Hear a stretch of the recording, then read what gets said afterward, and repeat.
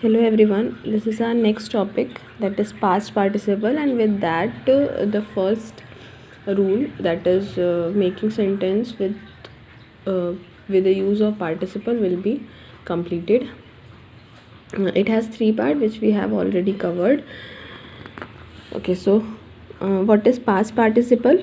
So past participle is a third form of verb which is act as adjective. ये जो है adjective की तरह काम करता है.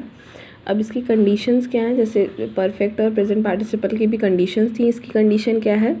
इसकी फर्स्ट कंडीशन है when the subject of sentence one is subject when the object of sentence one is the subject of sentence two. तो जैसा कि पहले भी ये एक इस तरीके का सेंटेंस देखा हम लोगों ने कि जब पहले वाले सेंटेंस का जो ऑब्जेक्ट है वो दूसरे वाले सेंटेंस का सब्जेक्ट हो जाए. ठीक, पहली चीज़ क्या है कि जो फर्स्ट सेंटेंस है उसका जो ऑब्जेक्ट है वो सेकंड सेंटेंस का सब्जेक्ट हो.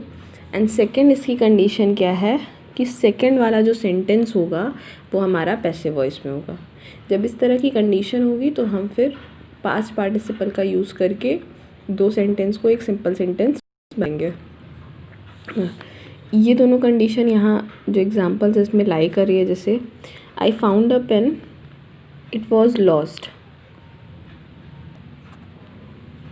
सो इसमें फर्स्ट सेंटेंस क्या है? I found my pen, it was lost.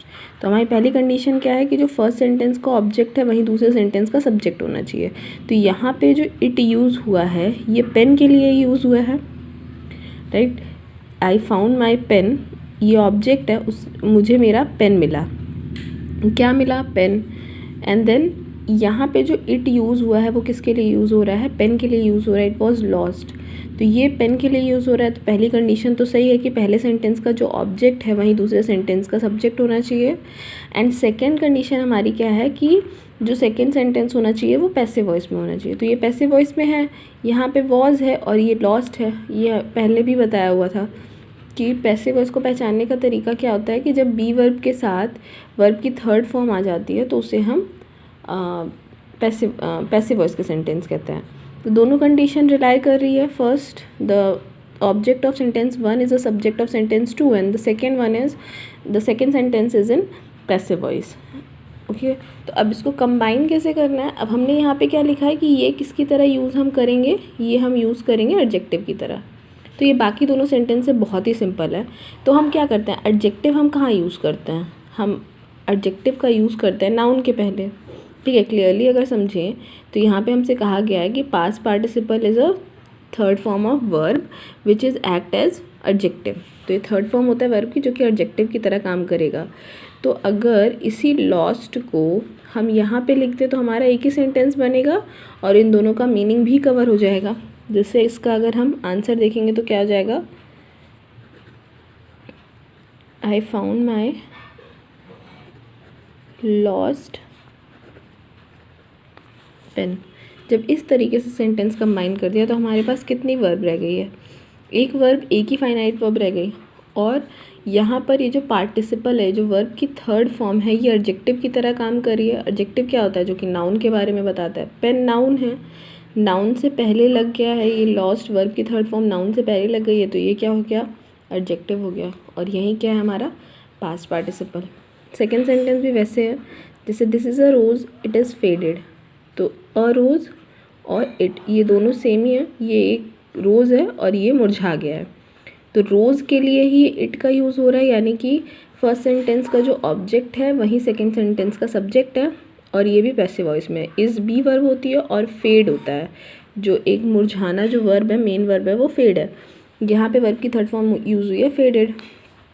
तो ये भी सिंपल है. जब इसको हम फॉर्म करेंगे तो ये क्या हो जाएगा? This is a